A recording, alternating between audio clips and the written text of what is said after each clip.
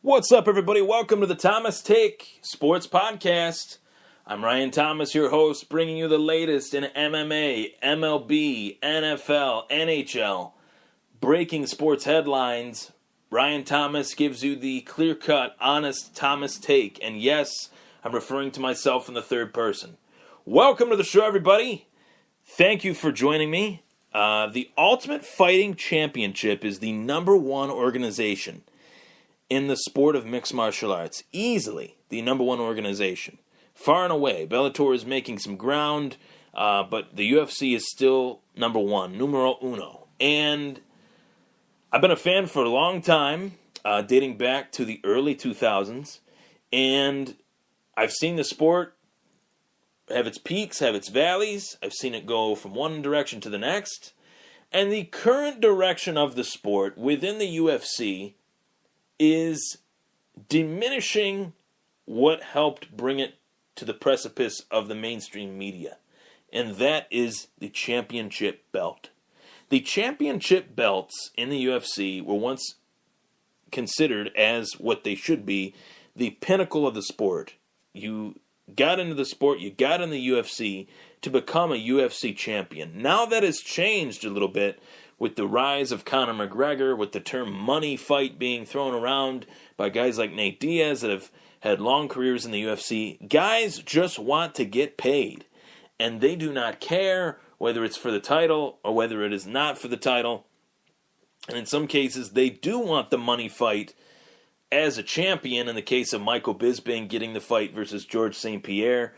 So the UFC belts have kind of diminished their shine a little bit. Their shine has kind of faded out from what it used to be. It used to be the longtime champion, I'll give you an example, Chuck Liddell, would go on to face the number one contender, Quentin Rampage Jackson. Rampage Jackson knocked off Chuck Liddell.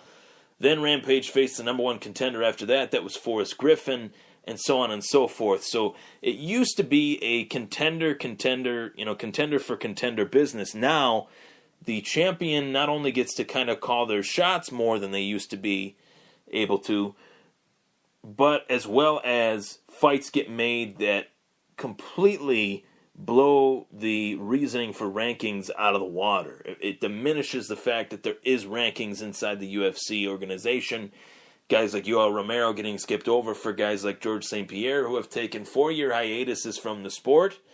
And on one hand, every circumstance is a circumstance that it fits or it doesn't fit. It depends. That's why it's called circumstance. The circumstance fits one reason, and for another it doesn't. And this is only going to continue.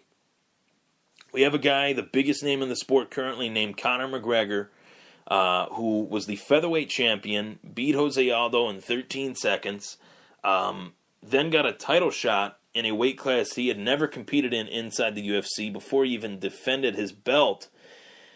And that fighter, Rafael dos Anjos, the champion at lightweight, got hurt. Nate Diaz stepped in. Conor fought Nate Diaz, lost. Conor fought Nate Diaz again and won. Then Conor got the second 155-pound title shot versus Eddie Alvarez. Less people have a problem with that. Less people have a problem with Conor getting an immediate title shot in a weight class he'd never fought in when he hadn't even defended his belt. And more people have a problem with GSP getting a title shot at middleweight when GSP had fought number one contender after number one contender after number one contender, the longest reigning UFC welterweight champion of all time, getting a title shot upon his return in which he had never lost the belt.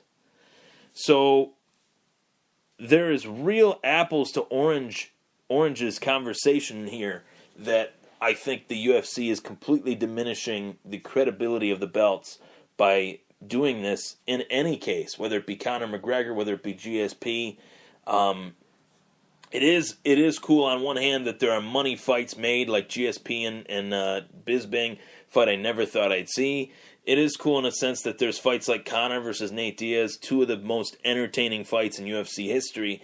So without this money fight term, we would have been robbed of those fights. Those fights would not have happened, and who knows what fights would have took the place of those fights. Obviously, if Conor didn't fight Nate, we would have had Holly Holm and Miesha Tate as the main event of that card. And, we wouldn't have had the rematch, which the rematch was one of the best fights of all time. So, I harken back to the days of Frankie Edgar. Frankie Edgar beats BJ Penn as the number one contender in Abu Dhabi, rematches BJ Penn again, beats him again, then has a, series of wars, rivalry wars with Gray Maynard for the belt. Those two fights, which were in 2011, 2010, 2011, I believe, the belt meant everything to those two fighters. If you guys know the sport as well as I do, you would know that Gray Maynard was inches away, seconds away from getting that UFC belt wrapped around his waist. You would know the second fight, it was no guarantee who was going to win that fight. And in the second fight, in the third fight, much like the second fight, I should say.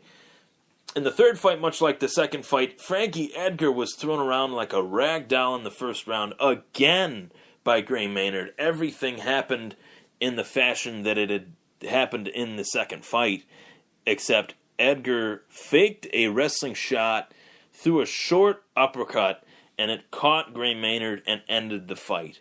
So those fights were everything, and those fights helped build the UFC into what it is today.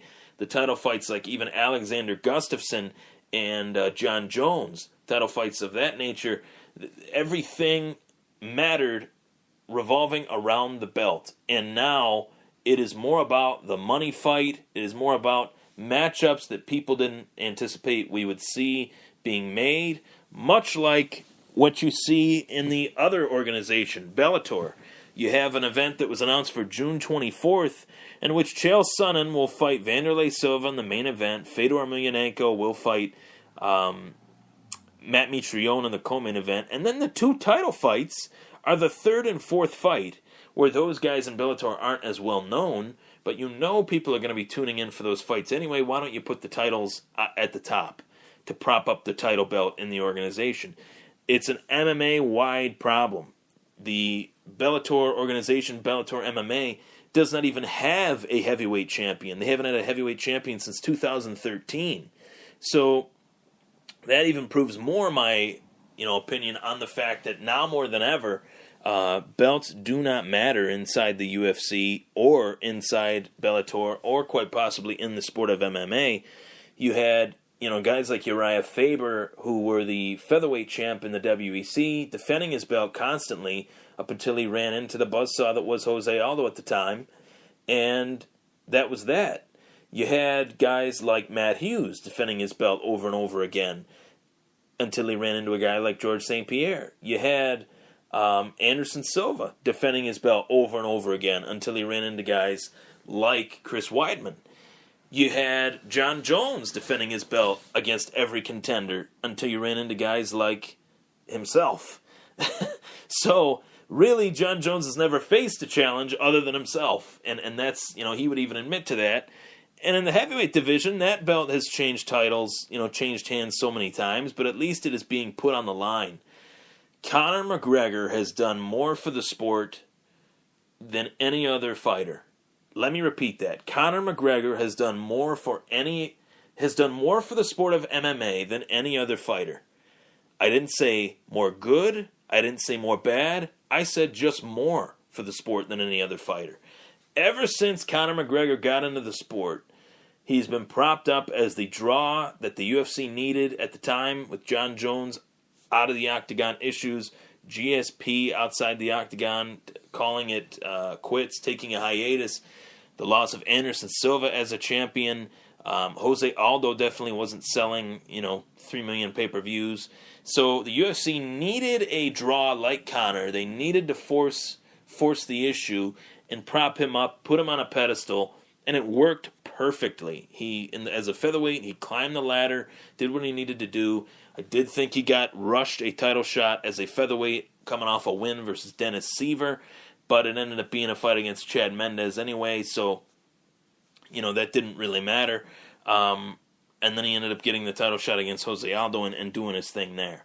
But what I'm saying is, the fact is, since Conor got into the sport, since every single fighter in the UFC and in the sport of MMA saw the amount of money that he has made for himself, the logic behind MMA fighters has completely changed. It's not about getting the belt anymore. It's about making the most money. And this principle alone is what killed, let me repeat, this principle alone is what killed the sport of boxing, putting it in its grave, because you have so many belts in the sport of boxing for so many different weight classes, a mere 2-3 pounds apart, that nobody cares about the belt. Everyone cares about the big matchups. You talk about Manny Pacquiao and Floyd Mayweather. You talk about Gennady Golovkin versus Canelo Alvarez. You talk about Canelo Alvarez versus Julio Cesar Chavez Jr.